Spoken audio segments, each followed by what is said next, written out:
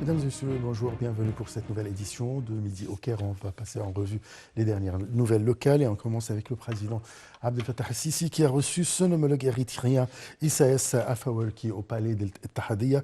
Une cérémonie d'accueil officielle a été réservée au président érythréen. L'hymne national des deux pays a été joué, la garde d'honneur a été passée en revue avec la séance des pourparlers des deux présidents.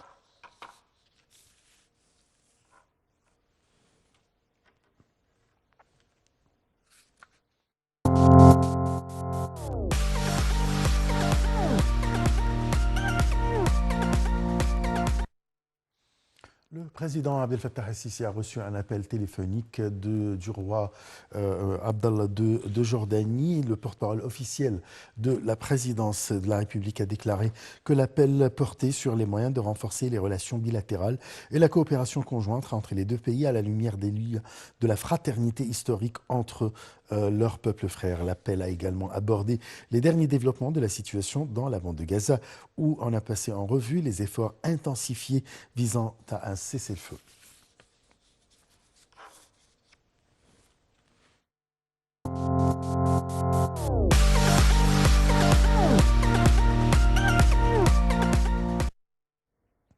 Le Premier ministre Moustapha Madbouli a assisté vendredi au siège du gouvernement dans la nouvelle capitale administrative à la cérémonie de signature du plus grand accord d'investissement de l'histoire de l'Égypte avec la partie émirati pour développer la région de Ras El Hekma au littoral nord-ouest. Sous le thème Égypte et Émirats, partenariat pour le développement, Ras Al Hekma, le plus grand accord d'investissement de l'histoire de l'Égypte avec la partie émirati, l'accord a été signé par le ministre égyptien du logement et des communautés urbaines, Assem Gazzar, et le ministre émirati de l'investissement, Mohamed Al-Souidi. Le Premier ministre a assuré que cet accord représente un partenariat et non une vente des actifs, soulignant que l'Égypte a besoin des millions de nouvelles opportunités d'emploi par an. Par ailleurs, elle a besoin de ce type de projet titanesque. Le Premier ministre a assuré qu'il s'agit du plus grand projet d'investissement dans l'histoire de l'Égypte et Madbouli d'ajouter que le processus de développement urbain vise à développer les zones géographiques de Matrouh, de Salloum et d'Al Alamin.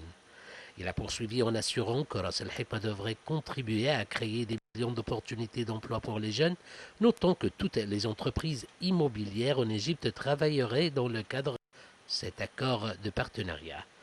Le Premier ministre a noté que le projet de Ras Al Hekma va permettre à l'État d'obtenir une somme de 35 milliards de dollars au cours de 2 mois.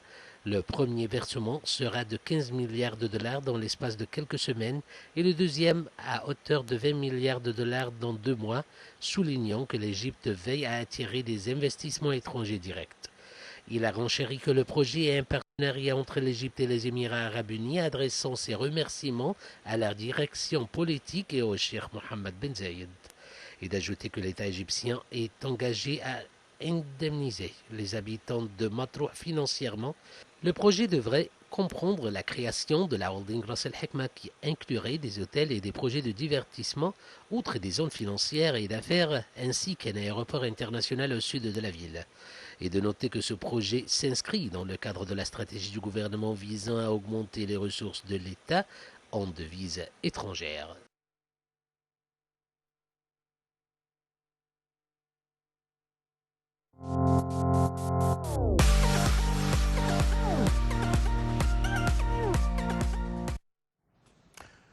Le chef du gouvernement, Moustapha Madbouli, a participé aux activités du sommet mondial des gouvernements 2024 qui a été tenu à Dubaï. Le sommet mondial des gouvernements s'est tenu sous le slogan Prévoir les gouvernements du futur.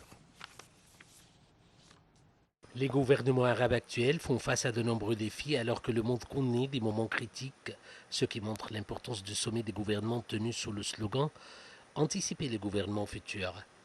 C'est ce qu'a souligné le Premier ministre Dr Moustapha Madbouli dans l'allocution de circonstance qu'il a prononcée à Dubaï devant le dit sommet. Le chef du gouvernement a appelé à fixer minutieusement la nature des enjeux auxquels sont affrontés les gouvernements actuels et à prévoir des démarches inspirantes pour relever ces défis afin d'agir de façon plus approfondie et plus globale pour anticiper les gouvernements futurs.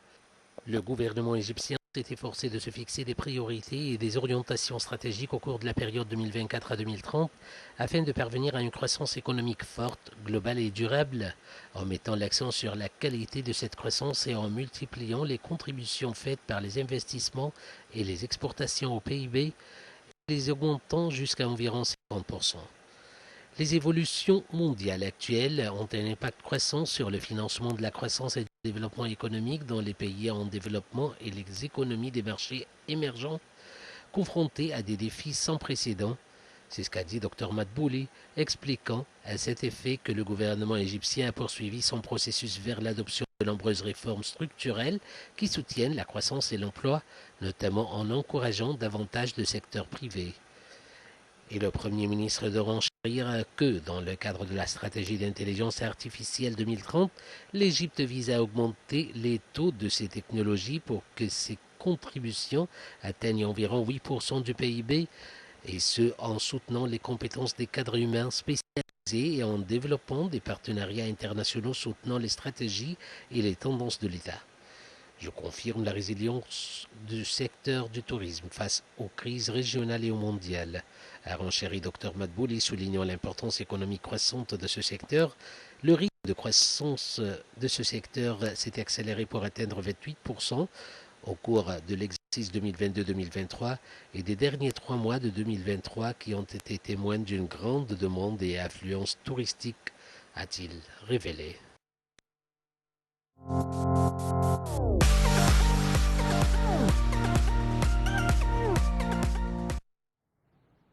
Le Conseil des ministres a approuvé lors de sa réunion hebdomadaire un projet de décret du président de la République sur l'adhésion de l'Égypte au Fonds de développement des exportations en Afrique, affilié à la Banque africaine d'import-export.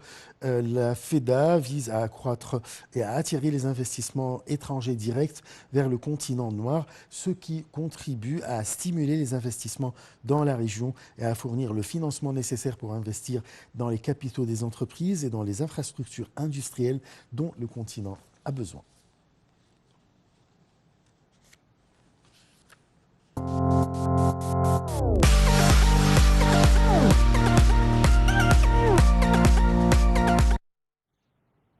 Le Conseil d'administration du dialogue national a valorisé les efforts du gouvernement égyptien pour attirer les investissements étrangers directs et accroître les ressources en devises étrangères.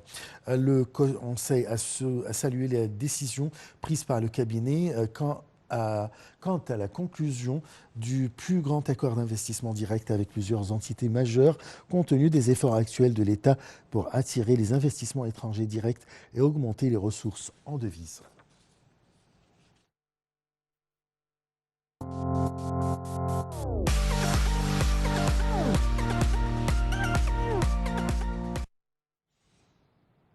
La ministre de la Coopération internationale, Rania Al-Mashot, et des responsables de la Banque mondiale ont examiné la promotion de la coopération technique en faveur des peuples et des petites et moyennes entreprises et de l'autonomisation du secteur privé.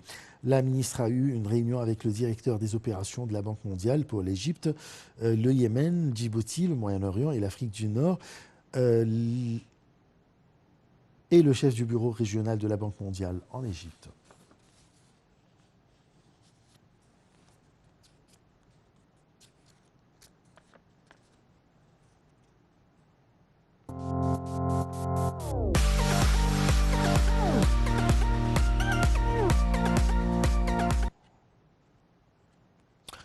Le ministre de la Santé et de la Population, Khaled Abdel-Ghaffar, le représentant résident du programme des Nations Unies pour le développement en Égypte, Alessandro Fracassetti, et la délégation l'accompagnant se sont entretenus des projets de coopération conjointe dans les secteurs de santé.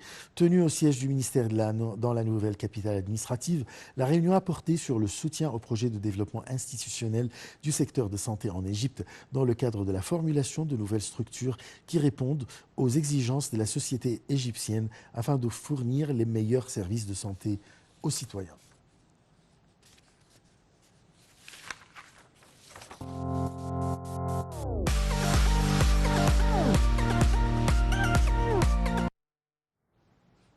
Passons au football. L'Ahli a réservé son ticket pour les quarts de finale de la Ligue des champions d'Afrique en s'imposant face aux Ghanéens de Medeama 0-1 dans le cadre de la 5e journée de la phase des groupes. C'est le milieu Hussein Shahat qui a inscrit le but unique de la rencontre à la 48e minute.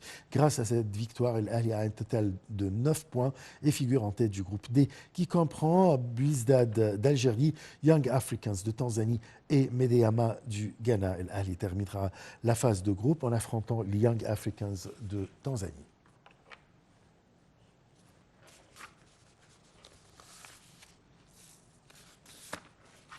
Fin de cette édition. Merci de l'avoir suivi. Une très très bonne journée. Au revoir.